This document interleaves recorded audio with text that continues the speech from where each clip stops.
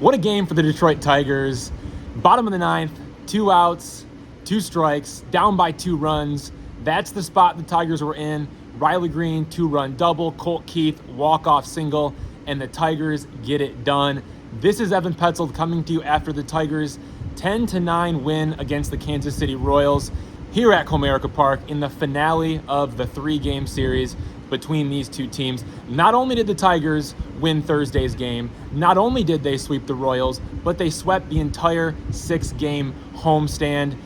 This was the weirdest game of them all. There was a 65-minute rain delay before the game, a 10-minute delay for the home plate umpire who got sick, and then there was another 46-minute rain delay. So a lot of ups and downs, a lot of stops and starts throughout this one for the Tigers. They threw away a 5-run lead, and then in the bottom of the ninth, they scored 3 runs for a comeback win. I think manager AJ Hinch said it best when he talked about what this team really is, and it's the fight that's in this Tigers team. And really, it's the fight that we've seen in this team in 2024, 2025, and now 2026. The gritty Tigers are back. It's been the DNA of this squad.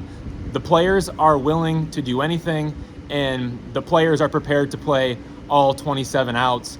I don't think there's any better example of that than what we saw from the Tigers in Thursday's game. It's Kerry Carpenter, it's Colt Keith, 2 of the better position players on this roster. They were on the bench to start the game because the Tigers were facing off against Royals left-hander Kris Bubic. And sure enough, Kerry Carpenter comes in the 7th inning. He pinch hits for Jahmai Jones, and he comes up with the sacrifice fly. That's the Tigers' 7th run of the game. And then Colt Keith pinch hits for Matt Vierling later on in that 7th inning. He's not able to come through there, but comes back around to him in the 9th inning, and he gets the walk-off single. For Colt Keith, that was the first walk-off of his 3-year MLB career. He's been outstanding so far this season, hitting the ball extremely hard. That's the one thing that I was watching for coming into this season. Would the exit velocity for Colt Keith creep up?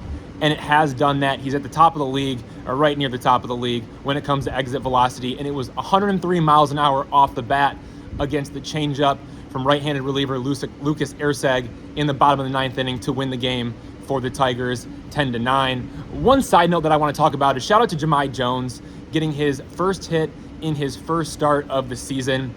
He drove in a run in the 5th inning, and the Tigers really need him. They need him to lock it in, and they need him to lock it in now. The Tigers did not face a left-handed starter for the first 16 games. They went 16 games facing only right-handed starters, and then in the 17th game, they faced a left-handed starter, but Jahmai Jones was sick, so he wasn't able to play in that game. And then not until the 19th game of the season did he get his first start here against Kris Bubic, and got out in his first 2 at-bats, but then in that 3rd at-bat, he delivered with a single for his first hit. It's a good time for him to get going because the Tigers are going to go on the road to play against the Boston Red Sox, and 2 of the pitchers they're facing in that 4-game series, left-hander Ranger Suarez and left-hander Garrett Crochet. Over the past 2 seasons, those have been among the best left-handers in all of baseball. So if there's a time for Jahmai Jones to really turn it on and get going, it would be right now. Maybe that hit in the 5th inning sparks something.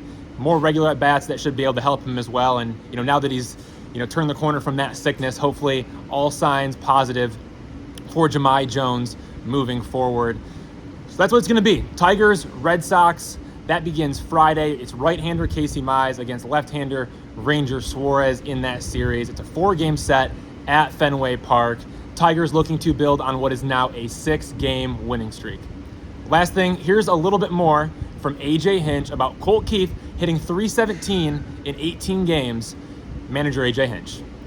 It's been nice to see him handle success, handle a little bit of tough luck, handle a little bit of tough at-bats. He's had all of them in this short sample at the beginning of the season, and he's maintained his level of prep and maintained his level of understanding. And I think it's maturation right in front of our eyes, and it gets so rewarding when you get to deliver in that moment. He had another opportunity early, and I think it's part of the strategy of having 2 really, really big weapons off the bench today with Carp and Colt, and both of them doing something positive, is that we are willing to do anything. You might find yourself not starting, and then in the most important at bat, this illustrates it today, with Kerry with the sac fly, with Colt with the bullet base hit to win it, and obviously Greene set him up with some really good at bats. Ding swung the bat great today. Glaber fighting off a quick pitch, which I thought we'd gotten rid of in the game